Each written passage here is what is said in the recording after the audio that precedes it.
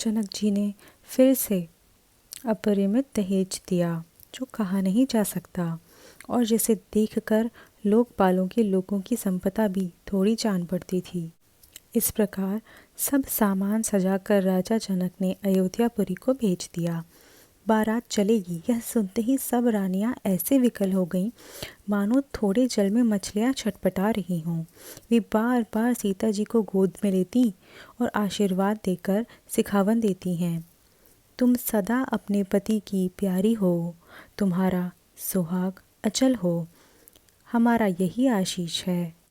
सास ससुर और गुरु की सेवा करना, पति का रुख देखकर उनकी आज्ञा का पालन करना। सयानी सखियाँ अत्यंत स्नेह के वश कोमल वाणी से स्त्रियों के धर्म सिखलाती हैं। आदर के साथ सब पुत्रियों को समझाकर रानियों ने बार बार उन्हें हृदय से लगाया। माताएं फिर भेंटती हैं और कहती हैं कि ब्रह्मा जी ने स्त्री जाति को क्यों बनाया। उसी समय सूर्यवंश के पताका स्वरूप श्री रामचंद्र जी भाइयों सहित प्रसन्न होकर विदा कराने के लिए जनक जी के महल को चले। स्वभाव से ही सुंदर चारों भाइयों को देखने के लिए नगर के स्त्री पुरुष दौड़े। कोई कहता है आज ही जाना चाहते हैं, विदेह ने विदाई का सब सामान तैयार कर लिया है। राजा के चारों पुत्र इन प्यारे मेहमानों के रूप को नेत्र भर कर देख लो हे सयानी, कौन जाने किस पुण्य के विधाता ने इन्हें यहाँ लाकर हमारे नेत्रों का अतिथि किया है। श्री रामचंद्र जी की शोभा को निरख कर हृदय में धर लो। रूप के समुद्र सब भाइयों को देखकर सारा रनिवास हर्षित हो उठा। सासुएं महान प्रसन्न मन से निछावर और आरती करती हैं। श्री रामचंद्र जी की छवि देखकर वे प्रेम में अत्यंत मग्न हो गईं और प्रेम के विशेष वश होकर बार बार चरणों लगी। हृदय में प्रीति छा गई, इससे लज्जा नहीं रह गई। उनके स्वाभाविक स्नेह का वर्णन किस तरह किया जा सकता है। उन्होंने भाइयों सहित श्री रामचंद्र जी को उपटन लगाकर स्नान कराया, बड़े प्रेम से शतरस भोजन कराया। सुअवसर जानकर श्री रामचंद्र जी शील, स्नेह और संकोच भरी वाणी से बोले, महाराज अयोध्यापुरी को चलना चाहते हैं, उन्होंने हमें विदा होने के लिए यहाँ भेजा है। हे माता, प्रसन्न मन से आज्ञा दीजिए और हमें अपने बालक सदा जानकर सदा ही स्नेह बनाए रखिएगा। इन वचनों को सुनते ही रनिवास उदास हो गया। सासुएं प्रेमवश बोल नहीं सकीं। उन्होंने सब कुमारियों को हृदय से लगा लिया और उनके पतियों को सौंपकर बहुत विनती की। विनती करके उन्होंने सीता जी को श्री रामचंद्र जी को समर्पित किया और हाथ जोड़कर बार बार कहा, हे तात, हे सुजान, मैं बलि जाती हूँ। तुमको सबकी हाल मालूम है। परिवार को, पुरवासियों को, मुझको और राजा को सीता प्राणों के समान प्रिय है, ऐसा जानिएगा। हे तुलसी के स्वामी, इसके शील और स्नेह को देखकर इसे अपनी दासी करके मानिएगा। तुम पूर्ण काम हो, सुजान शिरोमणि हो और भावप्रिय हो। हे राम, तुम भक्तों के गुणों को ग्रहण करने वाले हो, दोषों का नाश करने वाले हो और दया के धाम हो। ऐसा कहकर रानी चरणों को पकड़कर चुप रह गईं, मानो उनकी वाणी प्रेम रूपी दलदल में समा गई हो।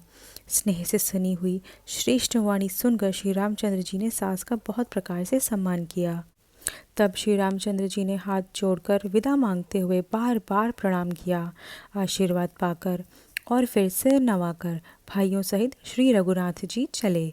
श्री रामचंद्र जी की सुंदर मधुर मूर्ति को हृदय में लाकर सब रानियां स्नेह से शिथिल हो गईं।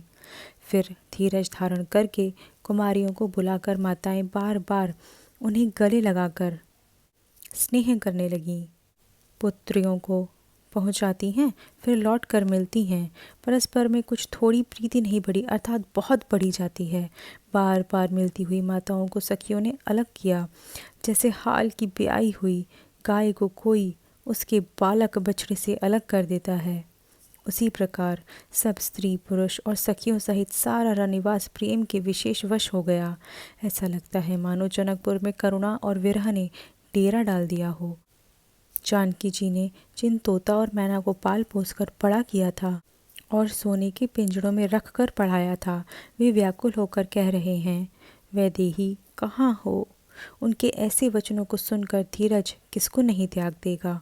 जब पक्षी और पशु तक इस तरह विकल हो गए तब मनुष्यों की दशा कैसे कही जा सकती है। तब भाई सहित जनक जी वहाँ आए।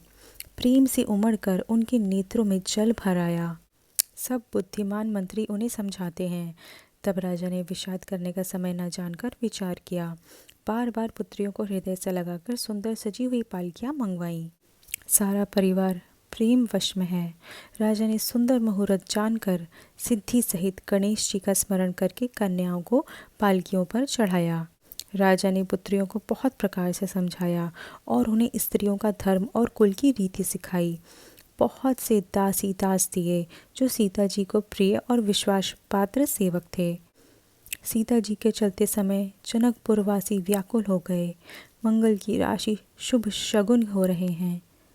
ब्राह्मण और मंत्रियों के समाज सहित राजा जनक जी उन्हें पहुंचाने के लिए साथ चले। समय देखकर बाजे बजने लगे। बारातियों ने रथ, हाथी और घोड़े सजाए।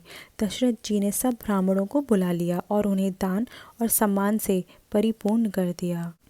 उनके चरण कमलों की थोली सिर पर धर कर और आशीष पाकर राजा आनंदित हुए और गणेश जी का स्मरण करके उन्होंने प्रस्थान किया। अनेकों शगुन हो रहे हैं। देवता हर्षित होकर फूल बरसा रहे हैं और अप्सराएं गान कर रही हैं। अवधपति दशरथ जी नगाड़ी बजाकर आनंदपूर्वक अयोध्यापुरी को चले।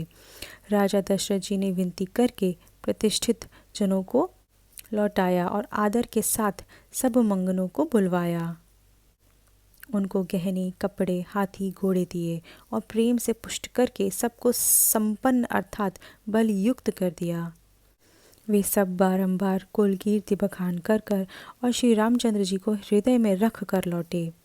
कौशलाधीश दशरथ जी बार बार लौटने को कहते हैं परंतु जनक जी प्रेमवश लौटना नहीं चाहते। दशरथ जी ने फिर सुहावने वचन कहे, हे राजन, बहुत दूर आ गए, अब लौटिए। फिर राजा दशरथ जी रथ से उतरकर खड़े हो गए। उनके नेत्रों में प्रेम का प्रवाह बढ़ गया। तब जनक जी हाथ जोड़कर मानो स्नेह रूपी अमृत में डुबोकर वचन बोले, मैं किस तरह बनाकर विनती करूं, हे महाराज, आपने मुझे बड़ी बड़ाई दी है। अयोध्यानाथ दशरथ जी ने अपने स्वजन समधि का सब प्रकार से सम्मान किया। उनके आपस के मिलने में अत्यंत विनय था और इतनी प्रीति थी जो हृदय में समाती न थी। जनक जी ने मुनि मंडलों को सिर नवाया और सभी से आशीर्वाद पाया। फिर आदर के साथ वे रूप, शील और गुणों के निधान सब भाइयों से अपने दामादों से मिले और सुंदर कमल के समान हाथों को जोड़कर ऐसे वचन बोले जो मानो प्रेम से ही जन्मे हों। हे राम जी, मैं किस प्रकार आपकी प्रशंसा करूं? आप मुनियों और महादेव जी के मन रूपी मानसरोवर के हंस हैं। योगी लोग जिनके लिए क्रोध, मोह, ममता और मद को त्याग कर योग साधन करते हैं, जो सर्वव्यापक, ब्रह्म, अव्यक्त, अविनाशी, चिदानंद, निर्गुण और गुणों की राशि हैं, जिनको मन सहित वाणी नहीं जानती और सब जिनका अनुमान ही करते हैं, कोई तर्कना नहीं कर सकते, जिनकी महिमा को वे नेति कहकर वर्णन करते हैं और जो सच्चिदानंद तीनों कालों में एक रस हैं। आपने मुझे सभी प्रकार से बढ़ाई दी और अपना जन जानकर अपना लिया। मेरे सौभाग्य और आपके गुणों की कथा समाप्त ही नहीं हो सकती। मैं जो कुछ कह रहा हूँ वह अपने इस एक ही बल पर कि आप अत्यंत थोड़े प्रेम से प्रसन्न हो जाते हैं। मैं बार बार हाथ जोड़कर यह मांगता हूँ कि मेरा मन भूल कर भी आपके चरणों को ना छोड़े। जनक जी के श्रेष्ठ वचनों को सुनकर जो मानो प्रेम से पुष्ट किए हुए थे, पूर्ण काम श्री राम जी संतुष्ट हुए। उन्होंने सुंदर विनती करके पिता दशरथ जी, गुरु विश्वामित्र जी और कुलगुरु वशिष्ठ जी के समान जानकर ससुर जनक जी का बहुत सम्मान किया।